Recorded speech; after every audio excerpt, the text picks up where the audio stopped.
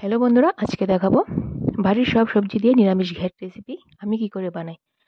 এখানে একে একে সবগুলি সবজি কেটে নিচ্ছি। পেঁপে, আলু, বেগুন, লচ্ছিম, কারকল, টমেটো, মিষ্টি কুমড়ো, ডাঁটা আলাদাভাবে নিয়ে নিলাম। কাঁঠাল, এটা একটু ভাপিয়ে নেব।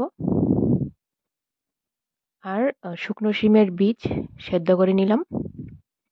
কাঁঠালটা ভাপিয়ে তুলে নিলাম। তারপর কেটে রাখা সবজিগুলি দিয়ে দিলাম, সাথে ভাপানো কাঁঠালটাও দিয়ে দিলাম আর শিমের বীজগুলিও দিয়ে দিলাম। এখানে মশলা রেডি করে নিচ্ছি। আদা, কাঁচা লঙ্কা বাটা, হলুদ, জিরে গুঁড়ো, ধনিয়া গুঁড়ো একটু জল দিয়ে ভিজিয়ে রেখেছি। সবজিগুলি ভাপানো হয়ে এলে তুলে নেব।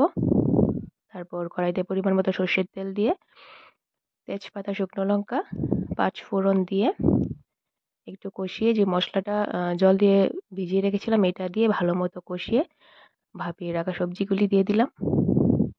তারপর উপর থেকে কুমড়ো ডগা দিয়ে দিলাম আর মুসুর ডাল সেদ্ধ দিয়ে দিলাম। দিয়ে ভালো মতো নেড়ে চেড়ে ঢাকা দিয়ে একটু রান্না করে নিয়ে লাস্টে চিনি দিয়ে নামিয়ে নিলাম গরম গরম নিরামিষ ঘ্যাট।